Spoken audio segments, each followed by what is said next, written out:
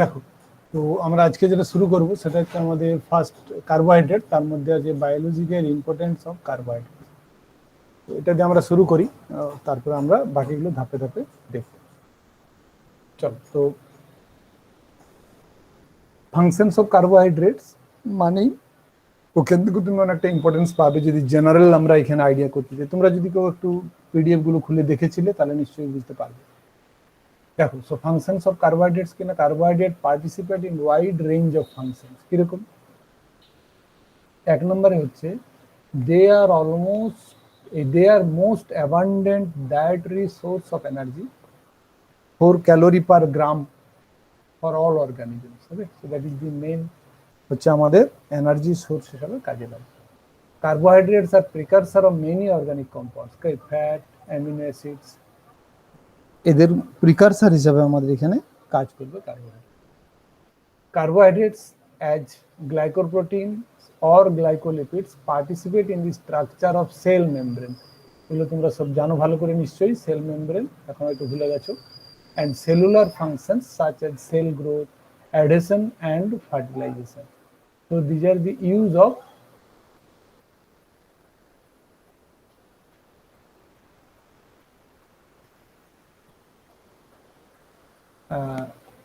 carbohydrates. Then they are structural compounds of many organisms. They are structural components of many organisms.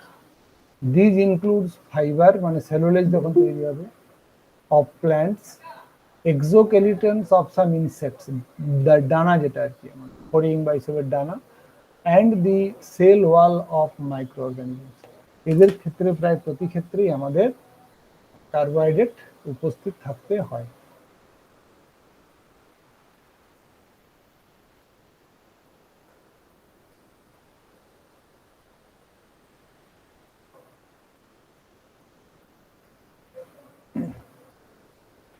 আচ্ছা, next হচ্ছে আমাদের carbohydrates also serves as the storage of many form of energy, যেমন glycogen, energy বা extra যেটা থাকে সেটা glycogen ফর্মে store করে রাখে to meet the immediate energy demands of the body. যখন আমরা ফাস্টিং করি বা হয়তো লং জার্নি করছো বা ন্যাচারাল ক্যালামিটি, এইসবের জন্য যদি আমাদের অনেকক্ষণ খাবার না পাই তাহলে তখন আমাদের এমার্জেন্সি হিসাবে গ্লাইকোজেন থেকে এনার্জি শরীর নিতে পারে।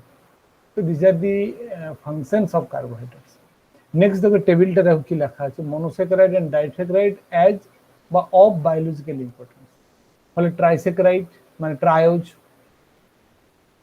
ডাইঅক্সিঅ্যাসিটোন, তেমনি টেট্রোজ, পেন্টোজ, হেক্সোজ, হেপ্টোজ আর হচ্ছে আমাদের ডাইস্যাকারাইড। তাদের কি কি ইম্পর্টেন্স সেখানে দেখো এই কলমটাতে দেওয়া আছে, that is biological importance is given here.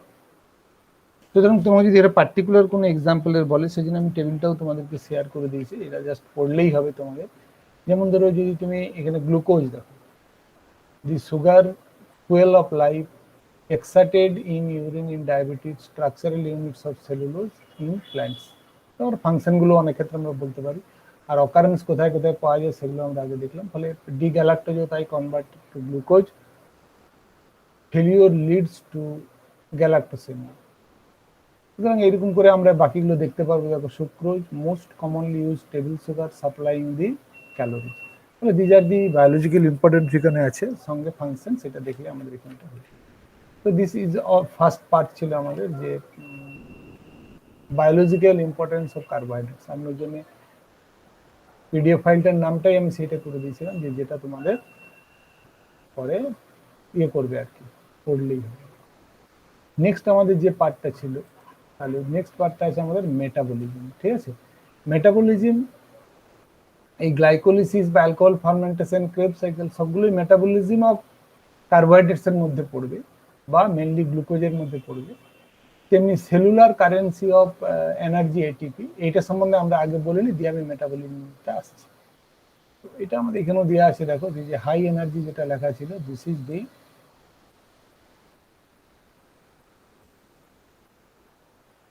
নামটা এখানে আমাদের দেওয়া আছে কি না এটিপি। এই যে এটিপি সেলুলার এনার্জি কারেন্সি নামটাই দেখো দেওয়া আছে। তো হাই এনার্জি কম্পাউন্ডস কাদেরকে বলে? সুতরাং আমরা এখানে বায়োলজিক্যাল ইয়ে পড়ছি, ইম্পর্টেন্সটা দেখবো এখানে biological.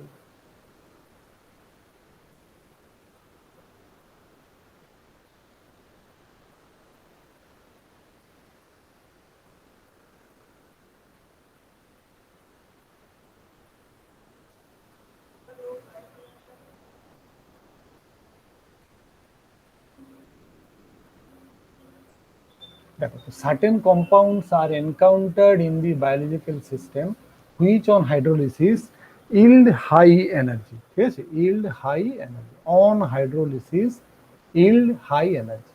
The term high energy, higher by hyphen, high energy compounds or energy rich compounds is usually applied to substance which possesses sufficient free energy to liberate at least 7 calories per mole at pH 7.0। তো এই যদি তোমাদের এতটা energy এই পিএইচও বার করতে পারে পার মোলে, তাহলে তাদেরকে আমরা বলবো এনার্জি রিচ কম্পাউন্ডস বা হাই এনার্জি কম্পাউন্ডস, তাদেরকে আমরা বলবো এই যে high energy compound. Certain other compounds which liberate less than 7.0 calorie per mole, মানে lower than ATP hydrolysis to ADP plus Pi are referred to as low energy compound. তাহলে 7 at least বলা আছে জন্য, তাহলে 7 বা 7-এর বেশি যারা দেবে তাদেরকে আমরা বলবো এখানে high energy rich compound. So 7 is the pH এর মতো, পিএইচ 7 এ 7 ক্যালোরি পার মোল দেবে, এটিপি অ্যাকচুয়ালি 7 ক্যালোরি পার মোল দেয়। So this is the table 11.1 standard free energy of hydrolysis of some importance compound, মানে কত কি লাগে এটা আমাদের লো এনার্জি। আমি শুধু শুধু তোমাদের এই অংশটার জন্য দেবো, এটা মনে রাখার কোনো দরকার নেই, কিন্তু এই যে নামগুলো দেখো হাই এনার্জি ফসফেটস আর নিচে আছে আমাদের লো এনার্জি ফসফেটস। তাহলে আমাদের এডিপি না ATP, which one is more energetic? দেখো দেখে বুঝতে পারছি আমরা। So ATP is in high energy but ADP is in low energy phosphate. So this is more important বা act as a cellular energy currency, that is ATP. আরো আদার compound আছে, সেগুলো আমাদের এখানে নেই, আমরা শুধু এটিপিটা এখানে হাইলাইট করব, সেটা আমরা এখানে দেখছি। দেখো so look at this is 7.3, at least 7 বলা ছিল, but all of them are less than 7, less than 7, ঠিক আছে না, লেস দেন 7 ক্যালোরি পার মোল, है कि ना, लेस देन 7 कैलोरी। तो these are the low energy phosphorus। এটা ভালো করে আমরা একটু দেখে রাখলাম ছবিটা। নেক্সট আমরা যদি এখানে আসি, দেখো তাহলে all the high energy compounds, তাহলে কি থাকে ওদের মধ্যে, why they are high energy compounds when hydrolyzed liberate more energy than that of ATP. These includes phosphophenol pyruvate, 1,3 bis phosphoglycerate, phosphocreatinine, etc. Most of the high energy compounds contain phosphate group except acetyl CoA, hence they are called high energy phosphate compounds ও তাদেরকে বলা হয়। যদি আমরা আগের টেবিলে যাই, দেখো নামগুলো সবই পাবো আমরা, বুঝতে পেরেছো তো, সবের নামগুলো এখানে আমাদের দেখবে থাকবে। এই এসিটাইল কোয়েটার জন্য স্টার দেওয়া আছে because it does not contain any phosphate, that's why it is double star. এই যে থাইও এস্টার বলা আছে, ওগুলো ফসফেট এস্টার, এটা থাইও এস্টার। আর একটা আছে সালফিনিয়াম কম্পাউন্ড, এই যে এটা যেটা আছে, হ্যাঁ, এটা হচ্ছে সালফিনিয়াম কম্পাউন্ড হিসেবে থাকে। তো এই কারণের জন্য এরা এখানে করবে। তাহলে আমাদের এই high energy compounds contain phosphate group. Next দেখো আমাদের পরে পরে পাবো আমরা এখানে কেন এরা দেখায়। তো classification of high energy compound. তো there are 5 groups of high energy compound. প্রথম হচ্ছে আমাদের পাইরোফসফেটস, অ্যাজ ইফ এটিপি। সুতরাং এইটুকু আমরা এখানে ভালো করে মনে রাখবো, you have to memorise this one.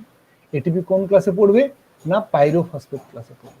তেমনি অ্যাসাইল ফসফেটস, এগুলো আমাদের অতটা মনে না রাখলে হবে, জাস্ট পড়বে তাহলেই হবে, নট টু মেমোরাইজ দিস। থায়োএস্টার হলে অ্যাসিটাইল কোয়ে, এনল ফসফেট হলে এরা, ফসফোইজিনস হলে ফসফোক্রিয়েটিনে নেমেছে।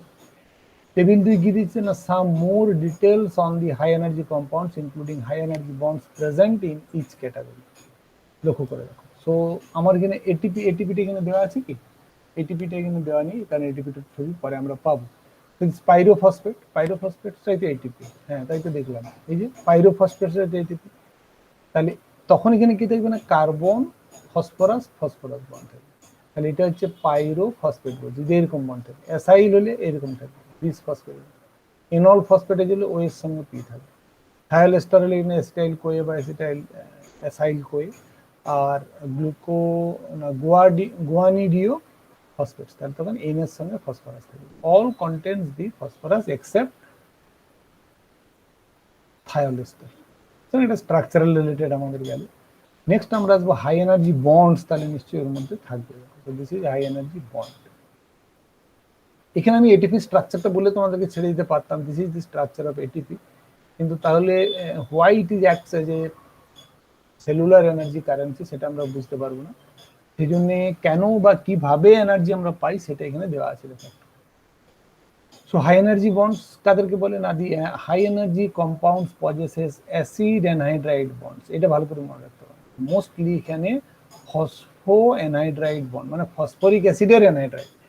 তো ultimately that is also acid, that's why acid anhydride bond যাদের মধ্যে থাকবে তারা সেখানে হাই এনার্জি বন্ডের কম্পাউন্ড হিসাবে কাজ করে, which are formed by the condensation of two acidic groups or related compounds. এটা বুঝতেই পারছো, রিলেটেড কম্পাউন্ডস এবং দুটো অ্যাসিডিক গ্রুপ অথবা রিলেটেড কম্পাউন্ড। কন্ডেনসেশন হওয়া মানে জানো -H2 হবে, বন্ড করবে, তারপর -H2 হবে, bond to each other.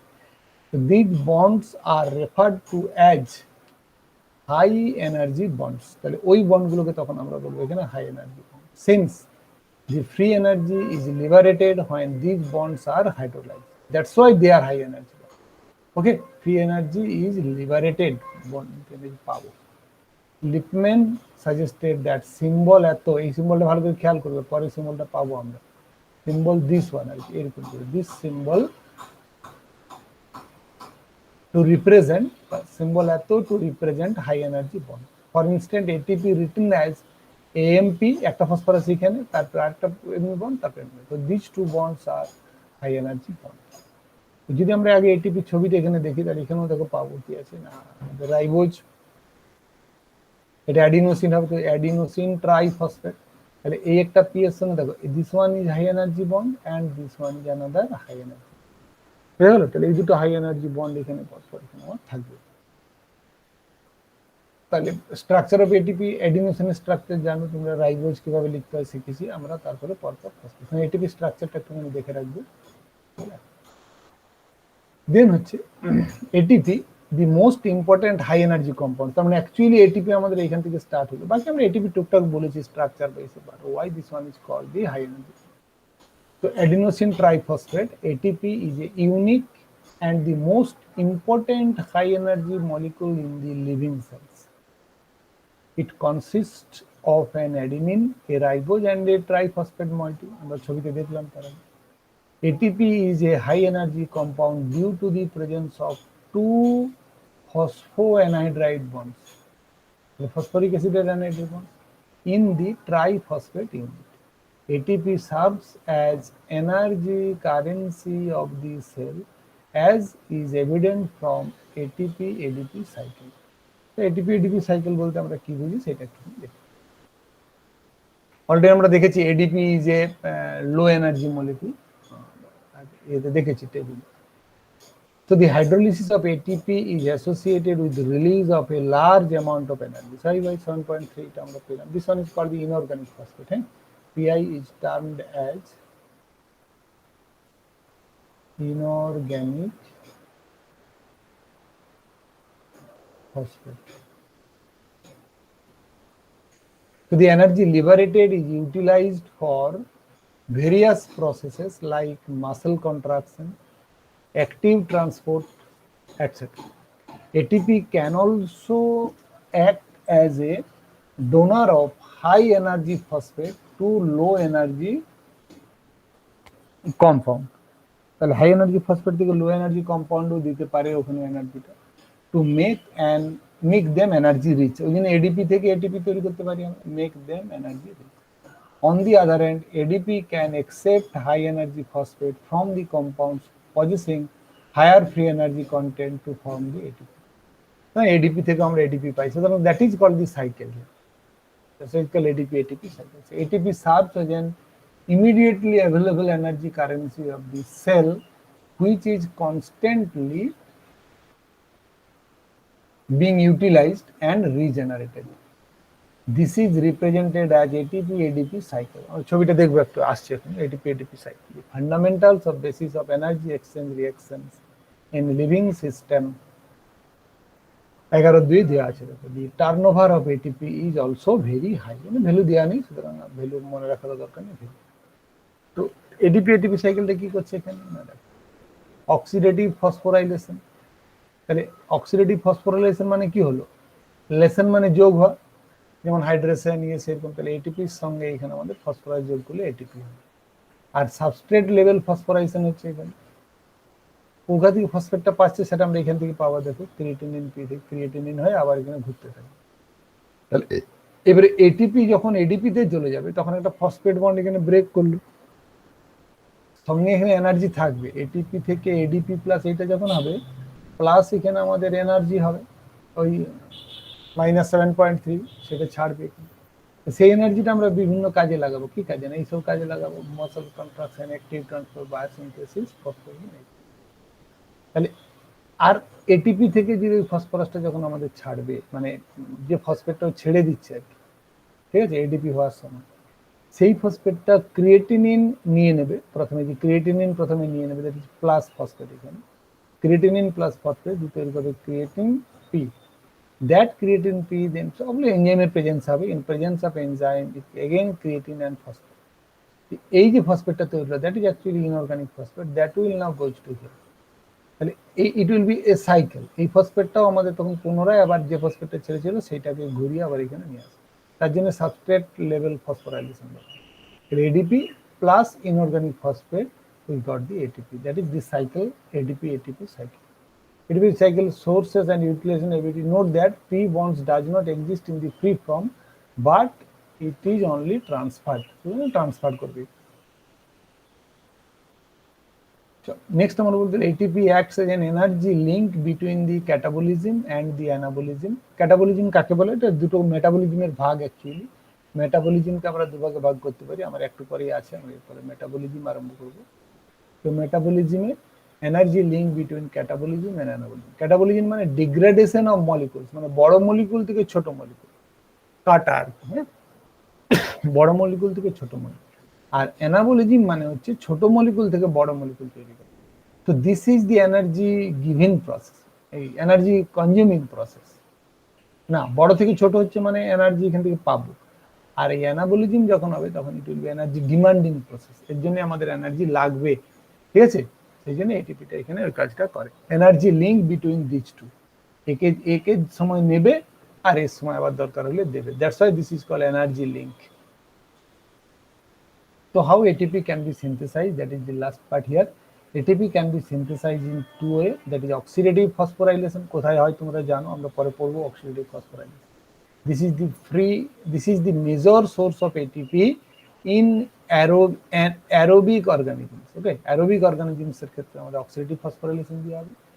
It is linked with mitochondrial electron transport, ETS. Krebs cycle যখন পড়বো তখন আমরা ইটিএসটা পড়বো, electron transport chain, ETC, not S, ETC, electron transport chain. That's mean লেখা আছে ডিটেলস ডেসক্রাইব লেটার। আর দুই হচ্ছে আমাদের সাবস্ট্রেট লেভেল ফসফোরাইলেশন, এই উপর লেখা আছে দেখো সাবস্ট্রেট লেভেল ফসফোরাইলেশন, আর এখানে হচ্ছে অক্সিডেটিভ ফসফোরাইলেশন। ফলে কার জন্য হচ্ছে তারপরে নির্ভর করবে, দিজ টু ক্যান ফর্মস দিয়ে এটিপি, তাহলে এর দিয়েও হতে পারে এর দিয়েও হতে পারে, তার জন্য এই দুটো পার্ট এখানে লেখা আছে। সাবস্ট্রেট লেভেল মানে ATP may be directly synthesized during substrate oxidation in the metabolism. The high energy compounds such as phosphoenol pyruvate and 1,3-bis phosphoglycerate, intermediate for glycolysis, এটা আমরা গ্লাইকোলিসিস আজকে পড়বো, 1,3 phosphoglycerate is intermediate glycolysis, and succinyl CoA, this is the citric acid cycle, CTA cycle, can transfer high energy phosphate to ultimately produce ATP, ঠিক আছে? তখন high energy phosphate transfer করে ওকে ATP তৈরি করতে সাহায্য করে, সাবস্ট্রেট লেভেল ফসফোরাইলেশন। তাহলে এই ছিল এটিপি আমাদের কি করে এনার্জি কারেন্সি হিসাবে কাজ করে, কেন করে, what is the mechanism and how it can be synthesised and what is ATP ADP cycle, ঠিক আছে? এটা ছিল আমার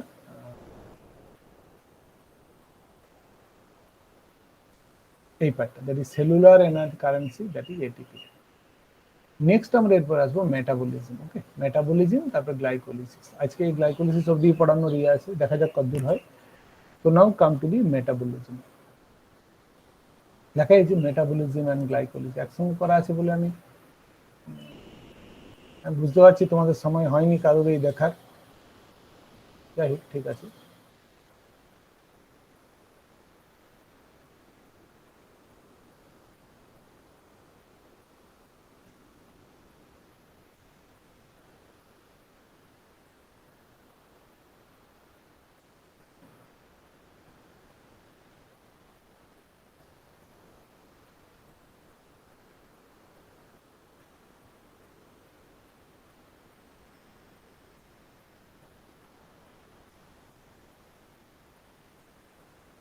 দেখো, so hundreds of reactions simultaneously takes place, মানে আমরা পড়ছি মেটাবলিজম, দেখলেই বুঝতে পারবে মেটাবলিজম শুরু করছে।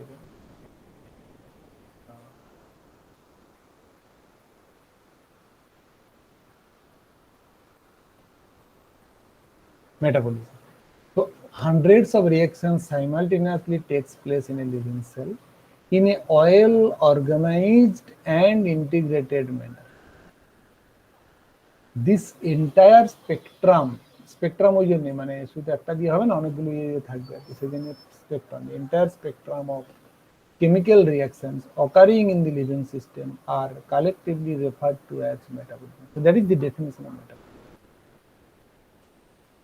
Metabolic pathway or metabolic map constitutes a series of enzymatic reactions to produce the specific product. এটা আমরা আগে পড়েছি এনজাইম পড়াশোনা। The term metabolite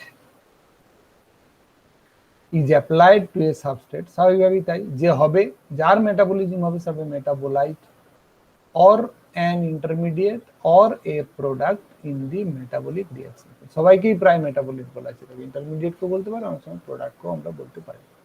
তো metabolism is broadly divided into two categories, কি কি না, ক্যাটাবলিজম অ্যান্ড অ্যানাবলিজম। আমি জাস্ট তুমি দুটো ইয়ে দিয়ে ছেড়ে দিয়েছি, টেবিলটা এখানে তোমাদের আমি আর দেখাইনি ছবিটাও। So catabolism কি না, the degradative process. Look at this catabolism, আমি আগেই বললাম বড় মলিকিউল থেকে ছোট মলিকিউল হবে, that means this will be degradative process concerned with the breakdown of complex molecule। এখানে বড় না বলে কমপ্লেক্স বলা আছে। ধরো তুমি, আমরা তো সরাসরি গ্লুকোজ খুব কম খাই বা সুক্রোজ যা খাই চিনি হিসাবে, আদারওয়াইজ আমরা ভাত রুটি যা খাবো সবই আমাদের পলিস্যাকারাইড হিসাবে যাবে। So that one is a complex molecule to a simpler one with a concomitant release of energy, এবং সেখানে কিছুটাও energy, concomitant release of energy, কিছুটা এনার্জি ওখানে সবসময় ছাড়ে। তাহলে এটা এটিপি ওই এনার্জিটা এখানে নেবে। অ্যানাবলিজম কি না, the biosynthetic reactions involving the formation of complex molecules from simple precursor. ছোট থেকে যখন আমরা বড় করব, সেটা এনার্জি ডিমান্ডিং, স্বাভাবিকভাবে এটা এনার্জি ডিমান্ডিং। তাহলে এই ছিল আমার মেটাবলিজম কাকে বলে এবং মেটাবলিজমের ভাগ কি। Now come to the metabolism of carbohydrates.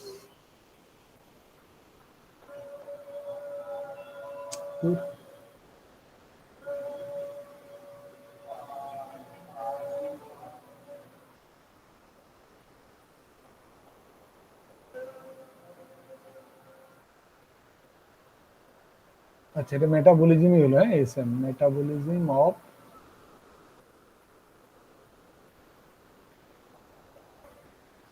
Carbohydrates, এটা আমরা এগুলো পড়বো। আমরা কি জানি না, কার্বোহাইড্রেটস আর the major source of energy, একটাকে পড়লাম, for the living cells. As such, carbohydrates are the first cellular constituents synthesized by the green plants during photosynthesis from carbon dioxide and water on absorption of light. Thus, light is the ultimate source of energy for all the biological processes. আমরা আগে অনেকবার পড়েছো ভাই। So the monosaccharide glucose is the central molecule in the carbohydrate metabolism. সুতরাং আমরা এখানে গ্লুকোজটাই mainly এখানে পড়বো। দেখো, ফলে আমাদের পলিস্যাকারাইড গুলো কিভাবে গ্লুকোজ আসলো সেটা আমরা এখানে যাচ্ছি না, because monosaccharide glucose is the central molecule in the carbohydrate metabolism. Since all the major pathways of carbohydrate metabolism are concerned with it, ঠিক আছে, concerned with it মানে সবসময় এটা দিয়েই দেখো এখানে হবে আমাদের 13 বলছে overview of glucose metabolism. For majority of pathways, glucose participate at glucose 6-phosphate. So this is the most important compound is glucose 6-phosphate. আমরা দেখবো কিভাবে করে না করে সেটা আমরা দেখবো। তাহলে গ্লুকোজ থেকে আমরা কি করতে পারি? These are the oxidative pathways. Glycolysis হয়, হেক্সোজ মনোফসফেট শান্ট, এটা আমার দরকার নেই, মানে দরকার হয় কিন্তু আমাদের পড়বো না যেহেতু আমাদের সিলেবাসে নেই। ইউরোনিক অ্যাসিড পাথওয়ে, এটা আমাদের সিলেবাসে নেই, but these are oxidative pathways. Synthetic pathways মানে হচ্ছে এখান থেকে ধরো গ্যালাক্টোজ যদি তৈরি করে বা ফ্রুক্টোজ তৈরি করে, তাহলে আদার কার্বোহাইড্রেটসে কনভার্ট হতে পারে।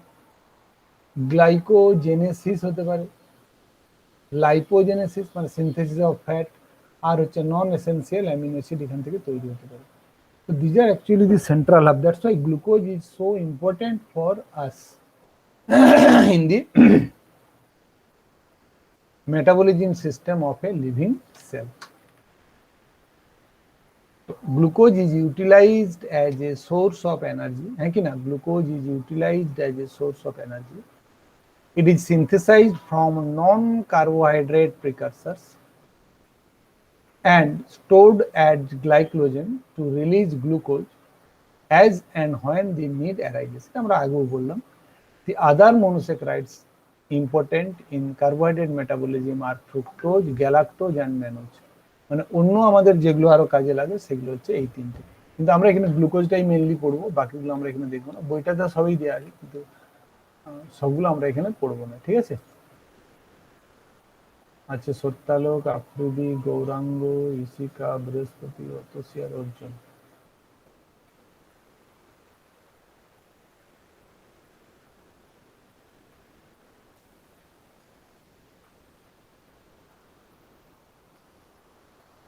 So the fasting blood glucose level তোমরা করো, আমি 2-3 দিন আগেই করলাম test for glucose fasting. So the fasting blood glucose level in normal individuals is 70 to 100, এটা অনেক সময় 110 বলে, হ্যাঁ, মিলিগ্রাম পার, এটা ডিএল মানে কি ডেসিলিটারই হবে নিশ্চয়ই, ডেসিলিটার, and 4.5 থেকে 5.5 millimole per litre, and it is very efficiently maintained at this level for details. মানে কি করে এটা মেনটেন করে, মানে কেন এটার বেশি হবে না, হবে না, তার মেকানিজম আছে, সেটার জন্য আমাদের চ্যাপ্টার 36, এটা বইয়ের বই, আমার দরকার নেই। Liver plays a key role in monitoring and stabilising the blood glucose level. Okay, thus liver may be appropriately considered as glucostat monitor. সুতরাং which organism is called glucostat monitor? That is the question, হ্যাঁ, which organ? তাহলে MCQ হলে তোমরা নিশ্চয়ই এখন লিখতে পারবে, this one is called the liver হবে অ্যান্সার।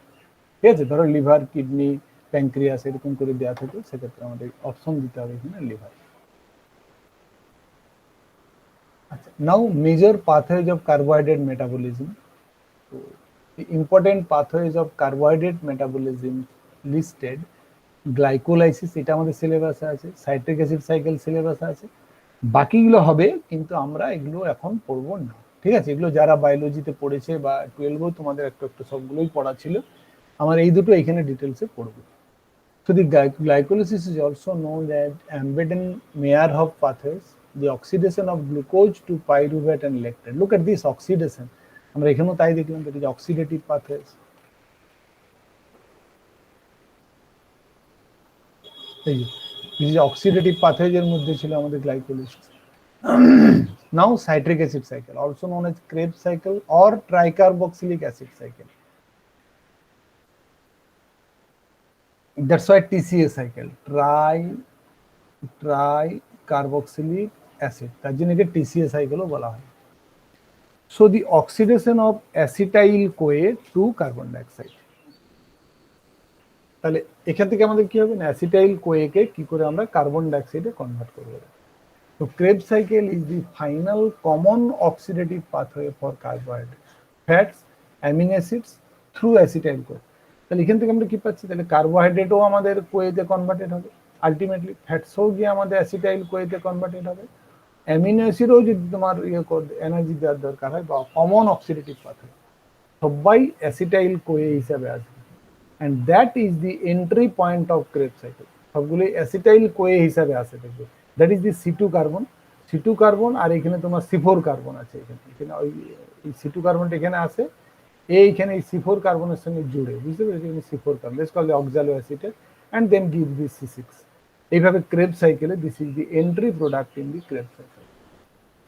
এখানে আমরা পাইরুভেট হিসেবে ছেড়ে দেবো গ্লাইকোলিসিসে, যে পাইরুভেট থেকে পাইরুভেট ডিহাইড্রোজেনেজের প্রেজেন্সে একটা কার্বন ডাইঅক্সাইড বেরোবে এবং অ্যাসিটাইল করবে। পাইরুভেট ইজ 3 কার্বন স্পিসিস, তাহলে এটা 2 কার্বন স্পিসিস, তাহলে 2 কার্বন হওয়ার জন্য এখানে হতে হবে। সেই জন্য সবার ক্ষেত্রেই দেখো অ্যাসিটাইল কোয়ে হচ্ছে আমাদের কমন অক্সিডেটিভ পাথওয়ে। ওই ছোটোখাটো যেগুলো তোমাদের ইয়ে হতে পারে সেগুলো এখানে বললাম, বাকিগুলো আমাদের যেহেতু বই থেকে আমি আর কাটা যাবে না বলে বলা যায়নি, সুতরাং these are not required for us, তার জন্য আমি এটা করলাম, but all of these are happens there, কিন্তু আমরা এখানে এটা দেখবো না। এবার যদি চাও তোমরা এক লাইন করে গ্লাইকোজেনেসিস কাকে বলে, গ্লাইকোজেনোলাইসিস কাকে বলে, এটা গ্লাইকোজেন টু গ্লুকোজ যখন হবে, আর এটা গ্লাইকোজেন ফর্ম গ্লুকোজ যখন তৈরি হবে যখন, তখন যে গ্লাইকোজেনেসিস, আর যখন ভেঙে যাবে তখন হবে গ্লাইকোজেনোলাইসিস, যখন এমার্জেন্সিতে আমাদের এনার্জি দরকার হবে। তাহলে এটা গেল এখানে। নেক্সট আমাদের আরো পাথওয়ে আছে, দেখো ইউনিক, এটা ছিল 6 নাম্বার, দেখো এখানে দিস ইজ 6 নাম্বার। তো এগুলো আমরা এখানে ক্রস করবো, uronic acid pathway, galactose metabolism, fructose metabolism, এগুলো আমাদের এখানে সিলেবাসে নেই বলে আমি ক্রস করলাম। ওকে, ধরুন কোন কোন অংশগুলো পড়বে না সেইগুলো অন্তত দাগ দিয়ে রাখবে। Next we move to the entry of glucose units into cells.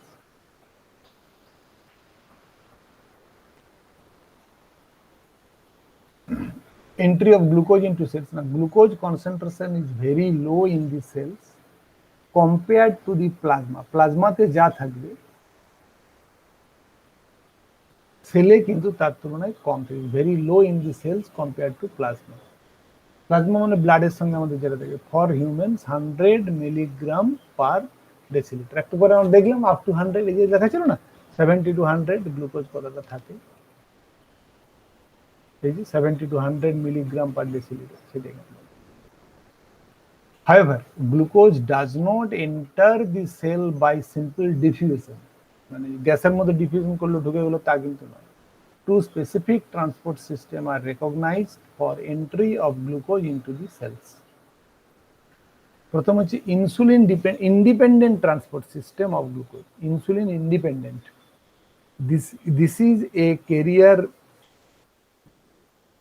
This is a carrier mediated uptake of glucose. Carrier mediated মানে কেউ কাঁধে করে নিয়ে যাবে আর কি, বুঝতে পেরেছো তো? ক্যারিয়ার মিডিয়েট, তোমরা অ্যামাজনে অর্ডার দিলে ক্যারিয়ারের থ্রু দিয়ে বা কুরিয়ারের থ্রু দিয়ে চলে আসবে, that's one is called carrier mediate. আর তুমি নিজে গিয়ে নিয়ে এলে, হ্যাঁ, বা তোমার সরাসরি তোমার কাছে কোনোভাবে তুমি পেয়ে গেলে, সেরকমটা।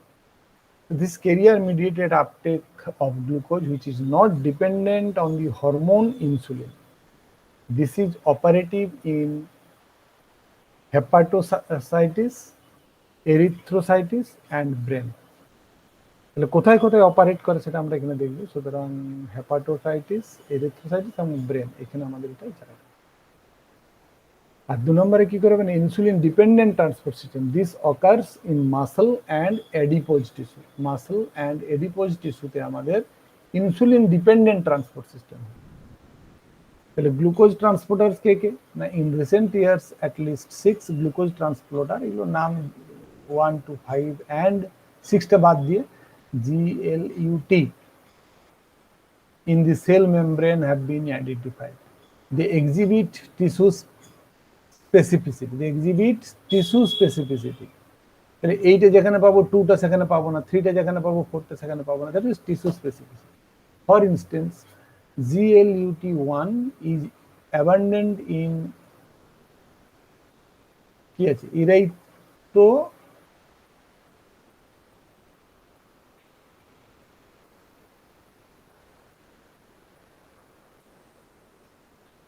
কি ছিল আমাদের এখানে না, erythrocytes, whereas GLUT4 abundant in skeletal muscle and adipose tissue. তাহলে কে কোথায় থাকে, এগুলো ইনফরমেটিভ কোশ্চেন, এগুলো মনে রাখতে পারলে ভালো, না মনে রাখলে অসুবিধা নেই। Insulin increases the number and promotes the activity of GLUT in skeletal muscle and adipose tissue. So insulin increase করবে the number এবং promotes the activity of this. In type 2 diabetes mellitus, এটা একটা তোমরা জানো যাদের সুগার আছে তাদের type 2 বা এরকম বলে লেখা থাকে, যেমন ক্লিনিক্যাল ডায়াগনোসিসে তখন এরকম লেখা থাকে ডায়াবেটিস মেলিটাস লেখা থাকে। এক্ষেত্রে কি হয়, insulin resistance is observed in this tissue. তখন এই ইনসুলিনটা ওখানে আর কাজ করে না, যে ইনসুলিনটা এখানে কাজ করছে সেটা এখানে আর করে না। This is due to the reduction in the quantity of GLUT4 in insulin deficiency. Okay, this is the reduction in quantity, তাহলে এর কোয়ান্টিটিটা এখানে কমে যাচ্ছে, তাহলে ইনক্রিজ করার কথা, এই increases the number and promotes the activity of this.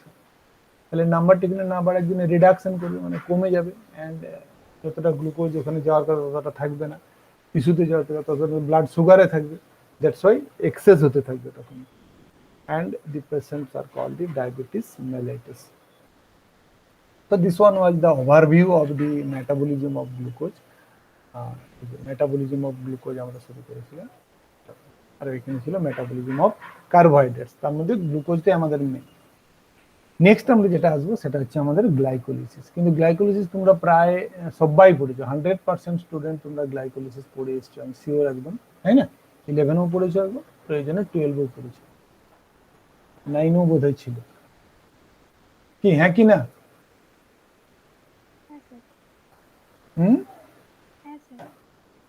শুনতেই পেলাম না, এসে কিছু একটা বললি।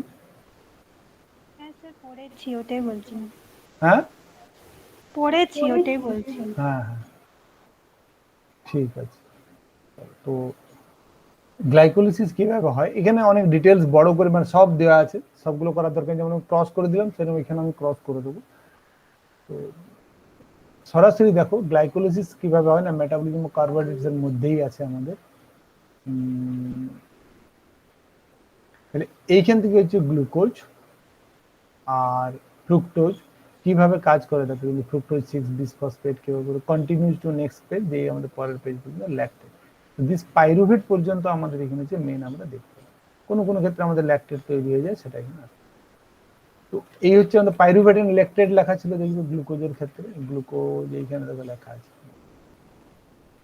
1 নম্বরে, pyruvate and lactate, pyruvate and lactate.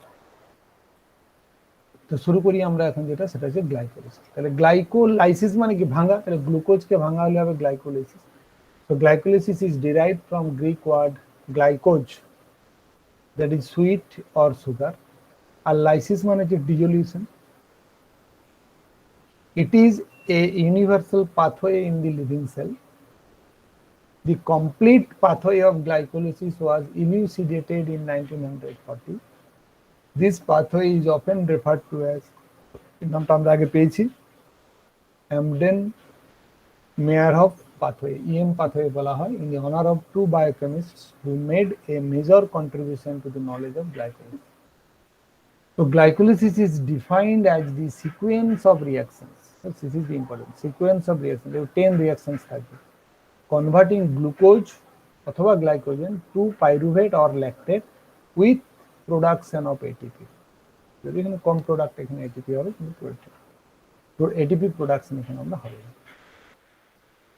So what are the salient features of this glycolysis? Now, glycolysis takes place in all cells of the body.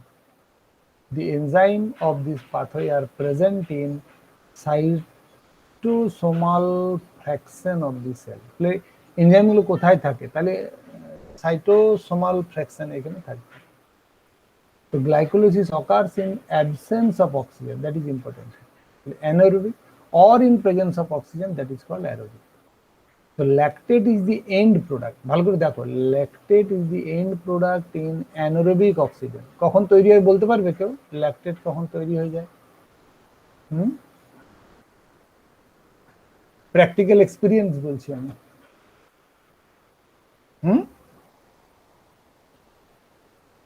আরে কেউ তো কিছু মানে দৌড়ানো হয় এবং হাঁপিয়ে যাই তখন, মানে হঠাৎ করে তুমি যদি রেগুলার আবার করো তাহলে কিন্তু হবে না, তাই না? মনে করো তুমি 4-5 মাস পরে ফুটবল খেলতে গেলে বা ক্রিকেট মাঠে ক্রিকেট খেললে বা হাডুডু, সীতাহরণ, কাবাডি খেলতে গেলে, তারপরে দেখবে তুমি আর হাত পা নড়াতে পারছো না, তাই না? পেটের পেশি, পিঠের পেশি, হাত পা সব পেশিতে ব্যথা। That is the formation of lactate. তখন কি হয়েছিল? বডি নিডস মাচ অক্সিজেন, কিন্তু অতটা অক্সিজেন তুমি তখন দিতে পারছো না। That means anaerobic oxidation, anaerobic কন্ডিশনে কিছুটা গ্লাইকোলাইসিস থেকে ল্যাকটেট এখানে তৈরি করে নেয়। ঠিক আছে?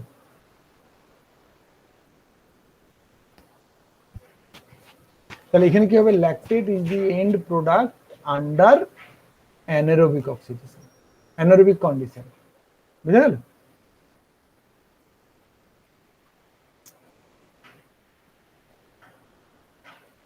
আর অ্যারোবিক কন্ডিশনটা তো আমরা বুঝতে পারবো না, নর্মালি আমাদের যেটা হবে সেটা হচ্ছে এখানে পাইরুভেট তৈরি হবে। In the aerobic condition, pyruvate is formed, which is then oxidized to the carbon dioxide and H2O in what? বলো, in বলো, দূর, তো শুনছই না মনে হচ্ছে। টিসিএস সাইকেলে হবে, ক্রেবস সাইকেলে গিয়ে এখানে তৈরি করবে। এটা পড়লাম আমরা এক্ষুনি, আজকেই পড়লাম আমরা। তাহলে এগুলো 2 নাম্বার। 3 নাম্বার হচ্ছে glycolysis is a major pathway for ATP synthesis in tissues lacking mitochondria, as for example erythrocytes, cornea, lenses etcetera. ধরো এদের যেখানে যেখানে আমাদের মাইটোকন্ড্রিয়া নেই, যে সেলে মাইটোকন্ড্রিয়া নেই, সেখানেও তো এটিপি লাগবে। সেরকম সেল হচ্ছে এইগুলো, যেখানে আমাদের মাইটোকন্ড্রিয়া নেই, তখন কিন্তু গ্লাইকোলিসিসের থ্রু দিয়েই যতটুকু এটিপি ওয়ার হবে এখানে। বুঝতে পেরেছো? সুতরাং এই যে আমার মনে রাখবো একটুখানি যে কোথায় এটা আমাদের এই হিসেবে কাজ করবে। আদারওয়াইজ মাইটোকন্ড্রিয়া থাকলে সেখানে ক্রেব সাইকেল হবে, বুঝতেই পারছো। 4 নম্বর, glycolysis is very essential for brain, which is dependent on glucose for energy.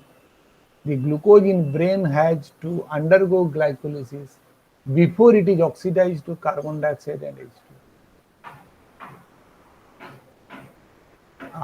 Glycolysis, the anaerobic, may be summarized by the net reaction. কি হবে তাহলে? গ্লুকোজ 2 ADP plus 2I থেকে 2 lactate plus 2 ATP। এটা কখন? যখন এটা অ্যানারোবিক কন্ডিশন হবে, তাহলে ল্যাকটেট তৈরি হবে। তো glycolysis is a central metabolic pathway with many of its intermediates providing branch point to other pathways. Thus, the intermediates of glycolysis are useful for the synthesis of amino acids of fats. মানে এমন, মানে এই intermediate যেগুলো আমরা পাবো দেখবে, তাদের অনেকগুলোই কিন্তু আবার অন্যান্য কাজে চলে যাবে। আচ্ছা, তোরা কজন এখানে থাক, আমি ওখানে চললাম, ওই শোলের মতো, তাই না? শোলেতে তোমরা দেখেছিলে, ইয়ে যেমন বলছিল আমাদেরকে, কি বলে, আসরান না কে ছিল, হ্যাঁ, পুলিশ, জেলার জেলার জেলার বললো না, আধে ইধার আও আধে উধার যাও, আধে ইধার যাও, আধে উধার যাও, বাকি সব মেরে পিছিয়ে আও। তখন কেউ ছিল না, একই রকম মেবি এখানেও তাই, ইন্টারমিডিয়েটস গুলোর মধ্যে কোনগুলো এই কাজে যাবে, কেউ ওই কাজে যাবে, বাকি যে কজন পড়ে থাকবে তারাই শুধু গ্লাইকোলিসিসে পার্টিসিপেট করবে। সেই জন্য বলা যায় the intermediates of glycolysis are useful for synthesis of amino acids and fat. Reversal of glycolysis along with the alternate arrangements at the irreversible steps will result in the synthesis of glucose, that is called gluconeogenesis. তো এই ছিল আমাদের গ্লাইকোলিসিসের সাইলিয়েন্ট features. দেখো কি কি reactions হয় সেগুলো আমরা এখানে একটুখানি দেখি। রিঅ্যাকশনস গুলো এ বি সি তিনটে পার্টে ভাগ করা আছে।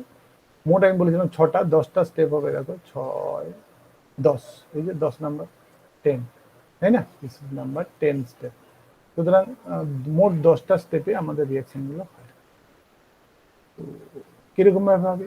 দি sequence of reactions of glycolysis is given in figure 13. এটা আসবো আমরা পরে। The pathway can be divided into 3 distinct phases. কিরকম? Energy investment phase or priming stage বলা হচ্ছে এখানে, বা প্রাইমিং স্টেজ। বি তে হচ্ছে স্প্লিটিং ফেজ, আর সি তে হচ্ছে energy generation phase.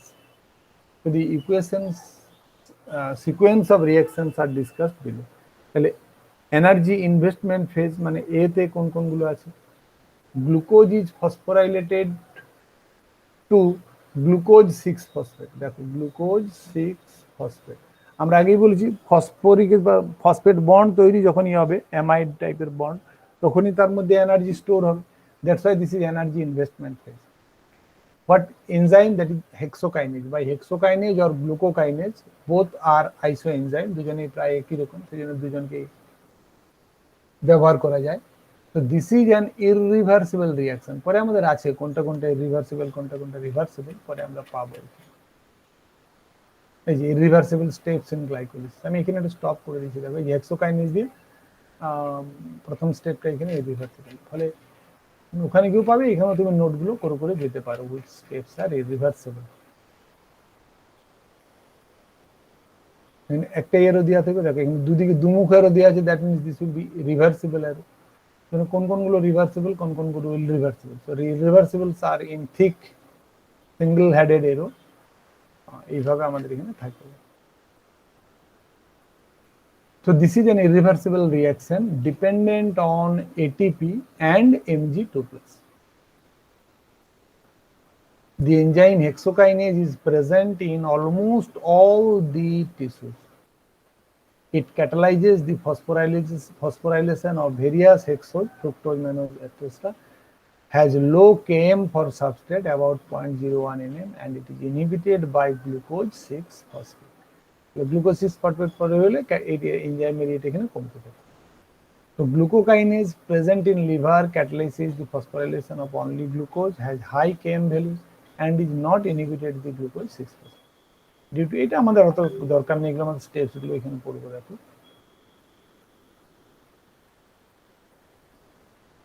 due to high affinity, low Km, glucose is utilized by hexokinase even at low concentration.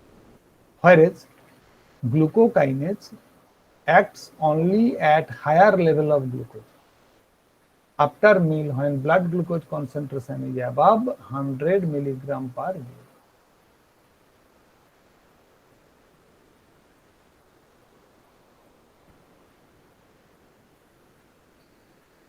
তাহলে যখন গ্লুকোজ কনসেন্ট্রেশন ইয়েতে থাকবে, ইভেন এট লো কনসেন্ট্রেশন, তখন হেক্সোকাইনেজ হয়। গ্লুকোকাইনেজ acts only at higher level of glucose। ফলে গ্লুকোকাইনেজ এবং হেক্সোকাইনেজ যদিও এরা দুজনের আইসোমেরেজ, তাহলে কখন কোনটা ব্যবহার করবে, হেক্সোকাইনেজ না গ্লুকোকাইনেজ, সেটাও বডি ঠিক করে দেবে। যদি কনসেন্ট্রেশন কম থাকে তাহলে হচ্ছে আমাদের হেক্সোকাইনেজ, আর যখন খাওয়ার পরে পরেই যখন গ্লুকোজের কনসেন্ট্রেশন 100 এর বেশি থাকবে তখন গ্লুকোকাইনেজকে ব্যবহার করবে। তো glucose 6 phosphate is impermeable to the cell membrane and it is a central molecule with a variety of metabolic fates, মানে কি কি হয় এখান থেকে, glycolysis, glycogenolysis, gluconeogenesis and pentose phosphate pathway. দেখো এইটা তোমাদের এখানে বলা ছিল যে এই যে আমি গোল করে রেখেছিলাম, glucose participates as glucose 6 phosphate for majority of the pathways, glucose 6 phosphate হিসাবে কাজ করে, সেই কথাটা এখানে আরেকবার বলা আছে। তাহলে এনার্জি ইনভেস্টমেন্ট ফেজের 1 নম্বর স্টেপ গেল এটা। 2 নম্বর স্টেপ গ্লুকোজ, তাহলে 1 নম্বর স্টেপটা আমি এখানে ছবিতেও বলে দিই। তাহলে হেক্সোকাইনেজ আর glucokinase acts as enzyme, so this are the enzyme যেগুলো আমাদের সবুজ ইয়েতে লেখা আছে, ওদের এনজাইমস। এই যে গ্লুকোজ, গ্লুকোজ যখন এটিপি থেকে এডিপি চলে যাবে Mg2+ এর প্রেজেন্সে, তো এখানে আমাদের এনার্জি কনজিউম হচ্ছে দেখো, অ্যান্ড গ্লাইকোজেন থেকেও আমাদের এটা আসতে পারে গ্লুকোজ 1 ফসফেট, এটা তৈরি হবে গ্লুকোজ 1 ফসফেট, গ্লুকোজ 1 ফসফেট মানে গ্লাইকোজেন থেকে হলো, তারপরে সেটা কনভার্টেড হবে গ্লুকোজ 6 ফসফেট। তাহলে এই স্টেপটা আমাদের এখানে দরকার নেই, এখানে গ্লাইকোজেন থেকে কিভাবে শুরু হয় নাকি গ্লুকোজ থেকে শুরু হয়, দুটো থেকে আমাদের গ্লাইকোলিসিস শুরু হতে পারে, but the common compound was 6 glucose 6 phosphate. বুঝতেই পারছো তোমরা, নাম্বারিং আগের দিন দেখিয়েছিলাম 1 2 3 4 5 এবং এটা 6 নম্বর carbon, so this phosphate is here glucose 6 phosphate. তাহলে এটা গেল আমার 1 নম্বর স্টেপ, তো টেবিলের সঙ্গে সঙ্গে হয়ে যাবে। দেখো 2 নম্বর হচ্ছে glucose 6 phosphate undergoes isomerization to give fructose 6 phosphate in the presence of enzyme phosphohexose isomerase and Mg2+। তাহলে তার প্রেজেন্সে তখন এখানে ফসফোহেক্সোজ আইসোমেরেজ আর এনজাইম এখানে লাগবে আমাদের, তাহলে কনভার্টেড হয়ে যাবে এখান থেকে ফ্রুক্টোজ। এবং এটা করার উদ্দেশ্য হচ্ছে so that one of the OH group is generated here, and in presence of again phosphofructokinase, kinase মানে ফসফেট যোগ হয়, তাহলে এটিপি থেকে এডিপি Mg2+ এর প্রেজেন্সে পুনরায় এখানে আরেকটা ফসফেট যুক্ত হয়ে যাবে, ফ্রুক্টোজ 1,6 বিস ফসফেট বা ডাইফসফেট। সেটা থার্ড স্টেপ। দেখো সো দি এনজাইম, থার্ড স্টেপ এইখানে, so fructose 6-phosphate is phosphorylated to fructose 1,6 biphosphate by phosphofructokinase PFK enzyme. This is an irreversible and regulatory steps of the glycolysis. এটা আমি রেগুলেশনটা দেখাইনি, কিন্তু এখানে বলে দেওয়া আছে, তুমি দেখো। তো দিস আর দি 3 স্টেপস। তাহলে আমাদের এনার্জি ইনভেস্টমেন্ট পেজে কটা স্টেপ আছে না, 3 স্টেপ ইজ প্রেজেন্ট হিয়ার। দেন হচ্ছে আমাদের স্প্লিটিং ফেজ। স্প্লিটিং ফেজে আছে আমাদের দুটো, এখানে 4 আর 5, so this is 2 steps are here। তাহলে বাকি লাস্টের স্টেপটাতে নিশ্চয়ই আমাদের 5 স্টেপস থাকবে, দেখবো আমরা টোটাল 10টা, 3 অব্দি 5 আর 5 এ 10। তাহলে স্প্লিটিং ফেজে কি হয়, দ্যাট ইজ স্টেপ নাম্বার 4। দেখো এখানে এই অবধি হলো আমাদের, এবারে এটা এখানে আর নেক্সট কলাম দেখো বলা আছে, so look at this, this is goes to the next column. তাহলে ফ্রুক্টোজ 1,6 এর পরে দিস ইজ, তাহলে স্টেপ নাম্বারগুলো যদি তোমরা এখানে পাশে পাশে লিখো, তাহলে এটা হবে আমাদের 1 নম্বর স্টেপ, এটা হবে 2 নম্বর স্টেপ, আর এটা হবে আমাদের 3 নম্বর স্টেপ। এটা এরপর আমাদের 4 নম্বর স্টেপ হবে, দেখো যেটা, সেটা হচ্ছে আমাদের এই যে ফ্রুক্টোজ 1,6 ফসফেট থেকে অ্যালডোলেজ এনজাইমের প্রেজেন্স। এখানেও যেটা করে দেখো সেটা হচ্ছে যে এই যে দুটো যে ফসফরাস মিল হলে কম্পাউন্ডটা অনেকটা লেবাইল হয়ে যাবে। দি 6 carbon fructose 1,6 bis phosphate is split, hence name glycolysis. এইখানে ভাঙবে 2 কার্বন কম্পাউন্ড, একটা যে glyceraldehyde 3 phosphate and dihydroxyacetone phosphate by the enzyme aldolase. It's very simple, aldolase enzyme এর প্রেজেন্স এখানে ভাঙবে। তাহলে সেটাই প্রথম স্টেপটা ছিল আমাদের। আর নেক্সট এখানে যেটা হবে সেটা হচ্ছে যে এই যে ডাইহাইড্রক্সিঅ্যাসিটোন ফসফেট ফসফোট্রায়োজ আইসোমারেজের প্রেজেন্সে ফসফোগ্লিসারলডিহাইড তৈরি হয়ে যাবে। তাহলে এটা আমার 5 নম্বর স্টেপ হবে। দেখো, আর এটা থেকে আমরা কমলিকুল তৈরি পেলাম, এখানে ওভারঅল এটা কমলিকুল তৈরি হলো, 2 মলিকুলস হলো কি হলো না, 6 কার্বন ছিল আর এটা 3 কার্বন, তাহলে এটা 2 মলিকুলে তৈরি হয়ে গেল গ্লিসারলডিহাইড 3 ফসফেট। তাহলে প্রত্যেকটা এবার আমাদের 2 দ্বারা গুণ হবে যখন আমরা অ্যাটম ইকোনমি দেখবো তখন। The enzyme phosphotriose isomerase catalyzes the reversible interconversion of glyceraldehyde 3-phosphate and dihydroxyacetone phosphate. Thus, 2 molecules, overall তাহলে আমরা কি পেলাম, 2 molecules of glyceraldehyde 3-phosphate are formed from 1 molecule of glucose. এটা আমি তোমাদের এখানে লিখতে চাইছিলাম যে 6 কার্বন থেকে এইটারই 2 মলিকুল, 2 মলিকুলস আমরা এটা এখানে পেলাম। এরপরে এইখান থেকে যা হবে সব 2 দ্বারা গুণ হতে হতে যাবে। তাহলে এই ছিল আমাদের স্প্লিটিং ফেজ পর্যন্ত আমাদের এখানে হলো। নেক্সট হচ্ছে এনার্জি জেনারেশন ফেজ। এই পর্যন্ত আজকে থাকলো, কারণ তোমাদেরও মাথা ধরে যাচ্ছে আমি বুঝতে পারছি, 12:40 বাজলো। এখান থেকে আমরা নেক্সট দিন পড়বো, that is energy generation phase থেকে আমরা নেক্সট দিন পড়বো। তোমরা একটু দেখে রাখবে, তাহলে তোমাদের সুবিধা হবে, কারণ তোমার এগুলো পড়াই আছে সব। তাহলে এটা মোটামুটি কি করে এটিপি গুলো সিনথেসাইজ করে সেটা আমি পরের দিন এখানে দেখিয়ে দেবো। টোটাল 38, আর ব্র্যাকেটে কেন 32 লেখা আছে সেটা আমরা দেখবো ওখানে। আর দিয়ে রিভার্সাল স্টেপ বেশি কিছু ছিল না, আর একটুখানি ছিল। পরের দিন আমি ক্রেব সাইকেলের নোটটা শেয়ার করবো, আর এটা ইয়ে করবো। ফর্ম ফিল আপ তোমাদের কবে, ডেট দিয়ে হচ্ছে না গেলেই হচ্ছে ফর্ম ফিল আপ? স্যার কাল থেকে শুরু হয়েছে। গতকাল থেকে হুম। তোমাদের হয়ে গেছে?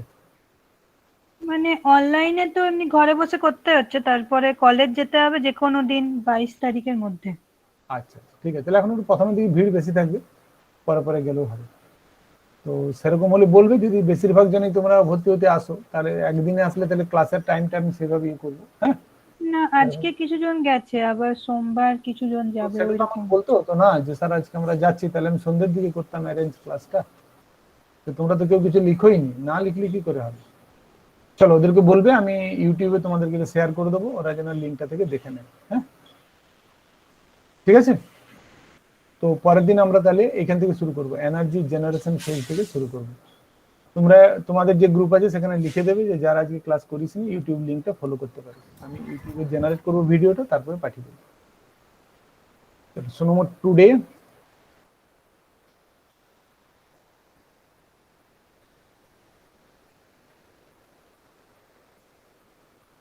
আচ্ছা দাঁড়ায় রেকর্ডিংটা